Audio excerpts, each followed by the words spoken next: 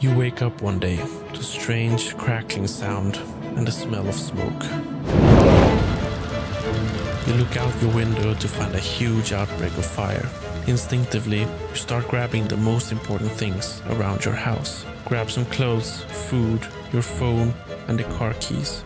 You get your family in the car and start driving down the highway, seeing the destruction the fire has caused. Shopping malls, stores, hospitals, gas stations, everything burned to the ground.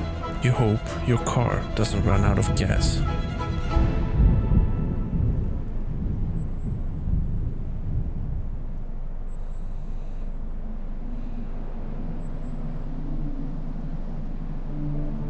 Look at this lead pencil.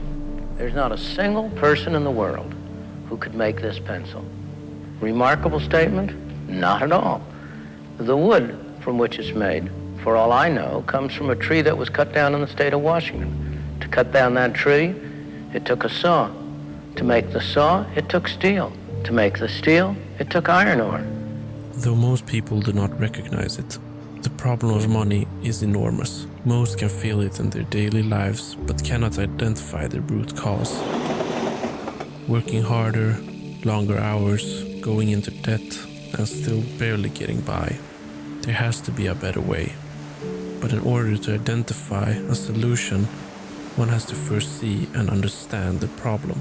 The problem that exists is with our money, and the impact it has on our society is bigger than you might expect.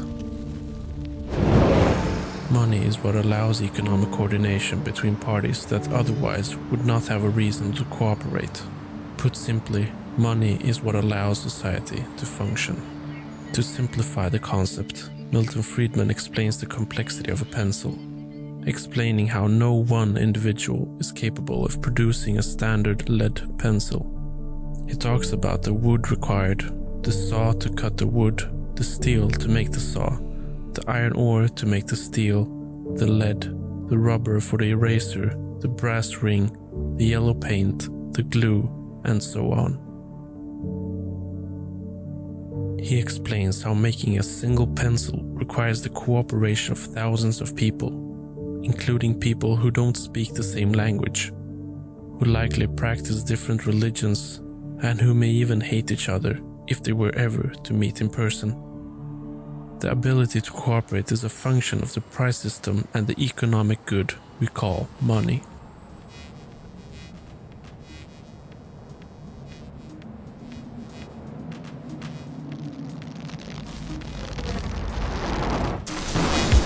Now consider the complexity of our modern economy. From cars to airplanes to the internet to mobile phones, even to your local grocery store. The orchestration of all this activity, which fuels global trade, is only made possible by the function of money. Bitcoin requires massive amounts of processing power by miners all over the world, running 24 hours a day, 7 days a week. This processing power requires energy. For context, the Bitcoin network consumes more energy than entire countries. It is definitely a lot of power, but it is vital to keep the Bitcoin network secure. How could this much energy be justified? What will Bitcoin consume when 1 billion people are using it? The dollar works just fine, right? First of all, it is important to note the following counterpoints to the argument that Bitcoin uses too much energy. A significant portion of Bitcoin's energy consumption is generated from renewable resources. Bitcoin will spur innovation in the development of renewable energy technology and resources. Bitcoin consumes energy that is otherwise wasted, if not literally dumped in the atmosphere.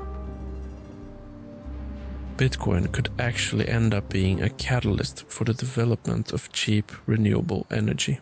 Charlie Munger said, "Show me the incentive and I will show you the outcome." Bitcoin's incentive is to find the cheapest energy, which is already starting to make fossil fuel uneconomical. But to focus on this is to miss the bigger picture.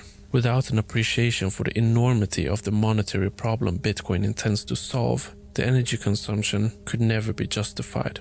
Bitcoin represents a solution to the systemic issues that exist within our legacy monetary system, and it relies on energy consumption to function. Economic stability depends on the function of money, and Bitcoin provides a more sound monetary framework, which is why there is no more important long-term use of energy than securing the Bitcoin network. So rather than expand on the many individual counterpoints to the mainstream narrative, there is no better place to focus than the root problem itself, the fire that is slowly getting out of control. Venezuela is one of the most oil-rich countries in the world, but due to monetary debasement, Venezuela's currency has recently hyperinflated. Its currency has deteriorated.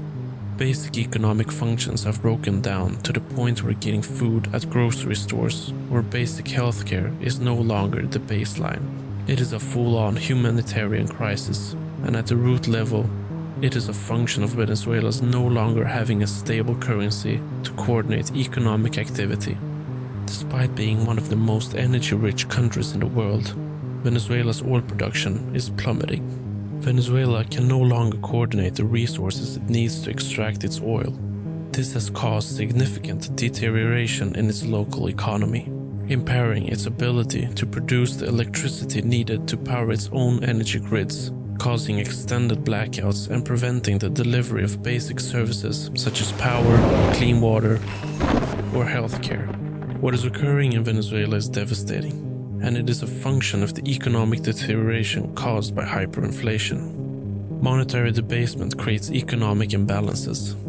As more money is created, real goods become relatively scarce compared to the supply of money, which causes the very function of money to break down. Individuals have a disincentive to hold currency as real goods become more and more scarce, instead choosing to sell currency as quickly as possible, creating a run on basic necessities and causing the currency to hyperinflate, causing an out-of-control outbreak of fire, burning away people's purchasing power. Many sitting comfortably in the developed world will look at Venezuela and think that it could never happen here. Whether it is well understood or not, the market structure of the Venezuelan bolivar and the Argentine peso is identical to that of the dollar, the euro, or the yen. The Fed, the European Central Bank, or the Bank of Japan may be better at managing stability for now, but it does not change the fact that the underpinnings of all fiat currency systems are the same. To highlight the US as an example, the Federal Reserve expanded the monetary base from 100 billion in 1984 to 5.5 trillion during the COVID crisis, an increase of 30 times. And this will likely have continued when you're watching this. Now, as we face the consequences of the response to the crisis, we have a choice between two great contrasts. A centrally planned form of currency, which is rapidly burning away in your hand. B, a decentralized currency with a fixed supply, which comes with cost in the form of energy consumption, but the effect will be long-term economic stability. Future economic stability is fundamentally why the security of Bitcoin's monetary system is the most important use of energy. If we wait to see the signs of smoke, we've already lost.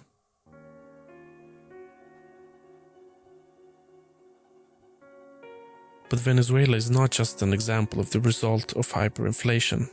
It is a living example of the coordination of society's energy use being dependent on the reliability and stability of the money we use.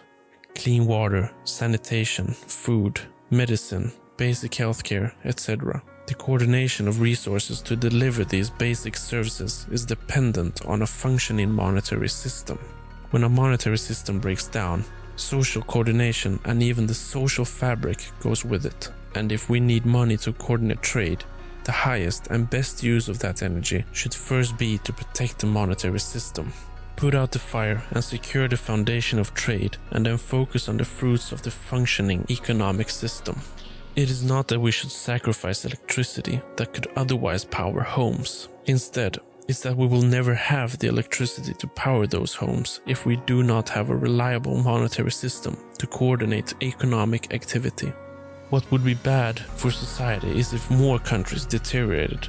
into the economic and humanitarian disaster that is Venezuela, where basic health and human services cannot be reliably provided. Instead, it is to articulate the importance of both the money function and the energy function in complex, highly specialized economies. Bitcoin is a fundamentally more sound monetary system from the ground up, and so it is one secured by the production and the consumption of energy. Put a price on economic stability and the economic freedom a stable monetary system provides. That is the true justification for the amount of energy Bitcoin should and will consume. Not only to promote productive efficiency, but even more, to foster harmony and peace among the peoples of the world. Everything else is a distraction. Can I trust you?